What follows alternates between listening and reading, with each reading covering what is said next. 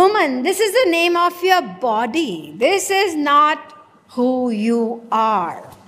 These are all labels. You could say they are name tags.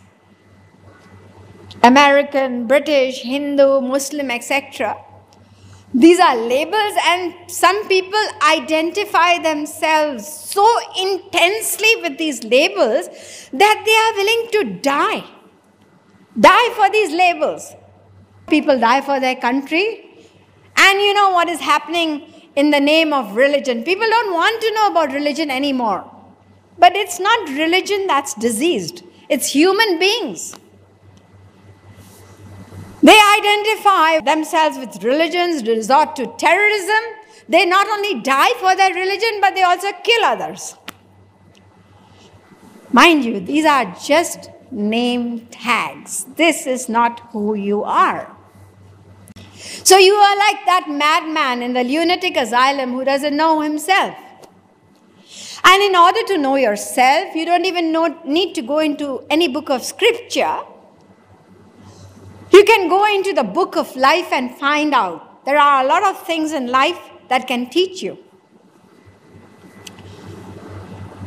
Now, in life, there is a state which is referred to as death. Now, whenever anybody dies, what do we say? You know, so-and-so, my neighbor, he departed from this world at 10 o'clock this morning. I'm sorry to tell you, I know we had a dinner appointment together. I cannot come because I have to pay my respects to him. What? You're just telling me that he departed from this world, right? And you're saying that you're going to pay your respects to him. So are you also going to leave this world? That is, die? Oh, no. I'm not going to die. In fact, I don't even know where he's gone. I'm going to pay my last respects to his body. Oh, I see. That means you are now differentiating between that which you are going to pay your respects to and that which left the body. That means there are two things, right? One, the body, and one, the person who left. Now, I want you to tell me about that which left. Can you tell me? Well, about that, I don't really know much, but I have heard that it is called a soul. Atma. Some people call it a spirit. That's what I have heard. You have heard. That means you don't even know yourself. If somebody were to ask you your name, and you say, well, I have heard my name is Ramesh Gupta, then what are people going to do? They're going to laugh at you and they're going to send you to the madhouse. He's saying, I have heard. He doesn't even know his own name. So you see that we do not know ourselves. We say we have heard, but we identify ourselves with this physical body. We do not know anything, or you could say much about the soul, and we do not identify with it. We may talk about it, but the identification is not there. So we are also mad. What does a mad person do? He laughs, he cries, he jumps, he runs. He does the same things that we also do. But the way he does these things, they are different from us. And because they are different from us, we think he's mad and send him to the lunatic asylum. Suppose somebody hits another person and you ask him, why did you hit that person? Because he abused me. You ask another person, why did you hit that person? I felt like. What do you mean you felt like? Without reason you just hit him. Yes, I felt like I hit him. Okay, I'm going to lock you up in a madhouse now. You're mad. No reason. You just want to hit somebody. Just as those people who are different from us, who don't follow the norms of society, we think they are mad and we send them to the lunatic asylum. In the same way, the saints also consider us mad because we are different from them. We are suffering in this world, and yet we desire this world. We are attached to it. When we experience setbacks in this world, we become detached. And again we become attached. Again we become detached. Detached, attached. This keeps going on. Sometimes we are sensible, sometimes we are mad. It's like the story of Jawaharlal Nehru. He was one of our old prime ministers in India. He once happened to visit a madhouse, a lunatic asylum, and the doctor was escorting him around to the different wards, telling him about the patients there. And he pointed out to one person who was in charge of a ward. He said, you know, this man, I put him in charge of this particular ward. He's also mad, but he's less mad than the others, and he's capable of looking after them. Pandit Jawaharlal Nehru was curious to know what is less madness.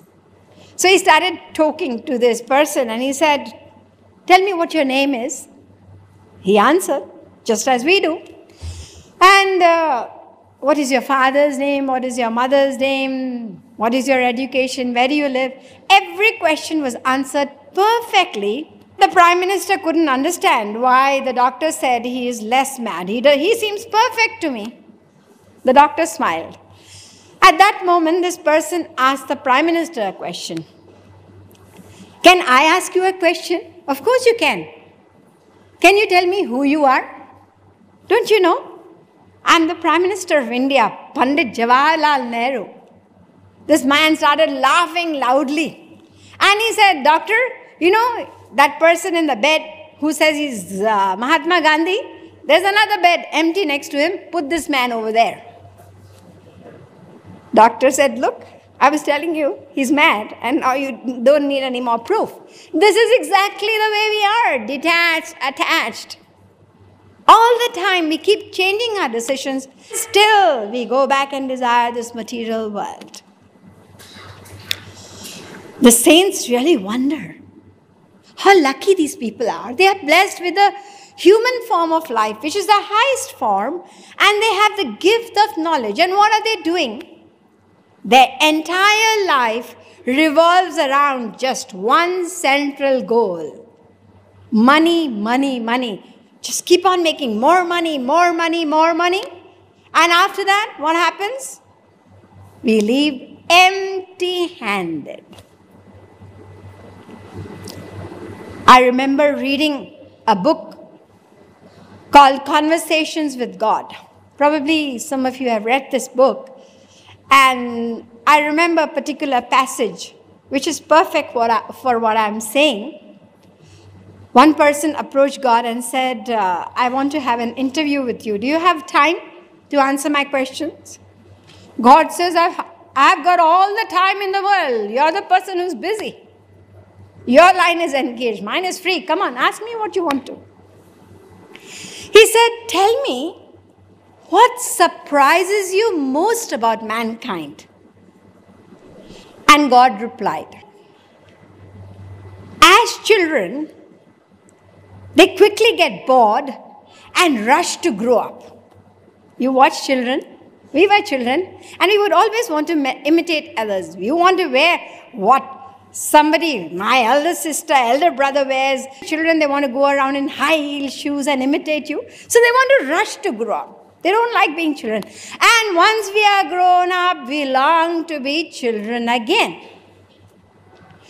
They waste their health to gain wealth, and then they lose their wealth to gain health.